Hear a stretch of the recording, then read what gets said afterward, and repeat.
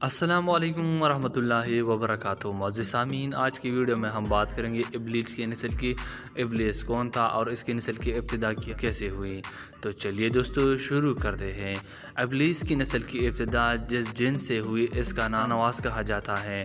تارنواس ابلیس سے 1,24,000 قبل دنیا پہ موجود تھا۔ تارنواس کی نسل تیزی سے بڑھی کیونکہ ان پہ موت طاری نہیں ہوتی تھی اور نہ بیماری لگتی تھی۔ البتہ یہ چونکہ آتشی مخلوق تھی تو سرکشی بدرجہ اتم موجود تھی۔ اس جنوں کی نسل کو پہلی موت رشتوں کے ہاتھوں پیدائش کے 33,000 سال بعد ہوئی، جس کی سرکشی تھی۔ یہی پہلی بار موت کی ابتدا ہوئی، اس سے پہلی موت نہیں ہوئی تھی۔ بعد میں چلپانیس نامی ایک نیک جن کو جنات کی ہدایت کا ذمہ داری سونپ دیا گیا اور وہی شاید جنات قرار پائے۔ اس کے بعد ہاموس کو یہ ذمہ داری دی گئی۔ ہاموس کی دور میں ہی چلپا تبلیس کی پیدائش ہوئی۔ یہ دونوں اپنے وقت کے لیے بہادر جنات تھے اور ان کی قوم نے چلپایا شین کا لقب سے اس کی شیر کے جیسے سر کی وجہ سے دیا۔ یہ دونوں جنات کی وجہ سے سارے قوم کہنے لگ گئی کہ ہمیں اس وقت تک کوئی نہیں ہرا سکتا جب تک شاشین اور سبلیس ہمارے درمیان موجود ہو۔ ان دونوں کی وجہ سے قوم کی جنات آسمان تک رسائی کرنے لگے اور تیسرے آسمان پر جا کر شرارت کر آتے تھے۔ ایسے میں حکم الہی سے فرشتوں نے ان پر حملہ کیا اور عبرتناک شکست دی۔ اس دوران جب عزرائیل علیہ السلام کو ابلیس نے دیکھا تو سجدے میں گر گیا۔ ابلیس شروع سے ہی ایک نڈر اور ذہین بچہ تھا۔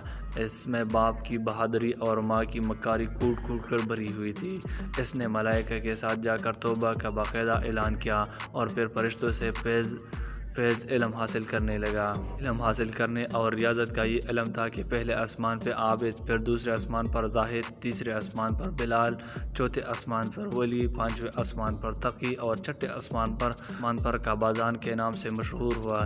یہ وہ وقت تھا جب یہ فرشتوں کو سکھاتا تھا۔ ساتویں آسمان بقا نور میں رہا۔ افلاک کے سب ملائکہ کا عالم قرار دیا گیا۔ یہاں تک پہنچ کر ابلیس نے اپنی عاجزی اور ریاضت کی انتہا کر دی۔ کم و بیش ابلیس نے 14,000 سال عرش کے طواف کیا۔ یہی اس نے فرشتوں میں استاد سردار عزازیل کے نام سے شہرت پائی۔ کم و بیشتر 30,000 سال مقربین فرشتوں کا استاد رہا۔ ابلیس کی درس و وعظ کی میعاد کم و بیشتر 20,000 سال ہے۔ فرشتوں کے ساتھ قیام کی مدت کم و بیشتر 80,000 سال ہے۔ ابلیس کو حکم ہوا کہ دروغ جنت رضوان کے معاونت کرو اور اہل جنت فرشتوں کو اپنے علم و فضل سے بہراور کرو۔ یوں ابلیس کو جنت میں داخل کا پروانہ مل گیا اور جنت میں بھی اپنے علم سے دروغ جنت رضوان کو سیراب کیا اور یوں جنت رضوان کی کنجیاں ابلیس کے پاس رہیں۔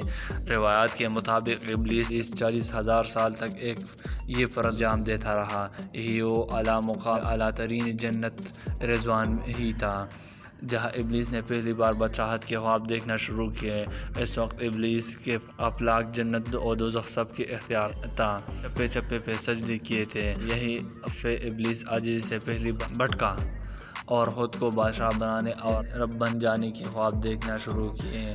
کئی ملائکہ کے سامنے ربوبیت کی بات بھی کی مگر انکار کے سبب چپ ہو گیا اور یوں ہی نظام چلتا رہا۔ پھر آدم علیہ السلام کی تخلیق کا مرحلہ آیا جس سے قرآن مجید میں واقعات بیان ہوئے ہیں۔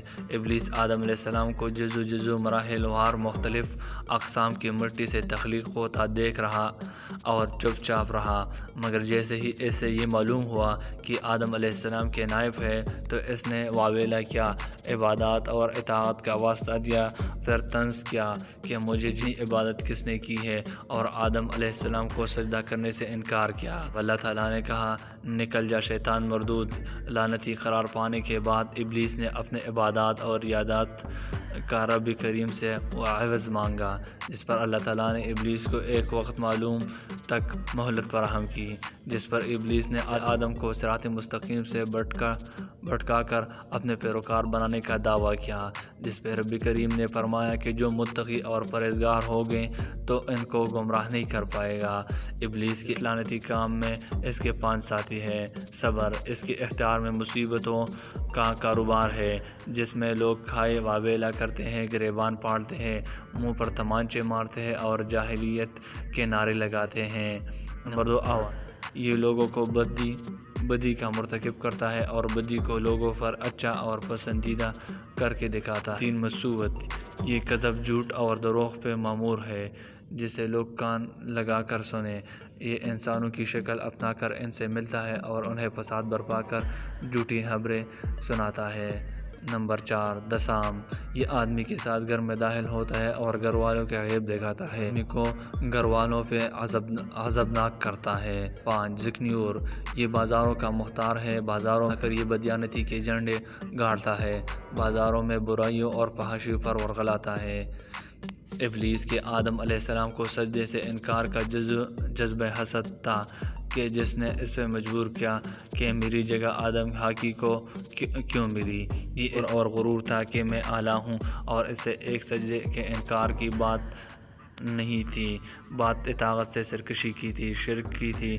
ابلیس نے دل میں خود کو رب مان لیا کہ عظیم کی بدولت ابلیس تا قیامت رسوا و لعنتی ٹھہرا اور اولاد آدم کو بھٹکانے کے لیے آزاد قرار پایا۔ حاصل نتیجہ یہ ٹھہرا کہ رب کریم کو انسان کی عبادات، عاجزی، علم و دانش سے کچھ عرض نہیں ہے۔ رب کریم صرف دیکھتا ہے کہ دل میں اطاعت و فرمانبرداری کتنی ہے۔ اس بنیاد پر تقویٰ اور پرہیزگاری کے درجے قرار پاتے ہیں۔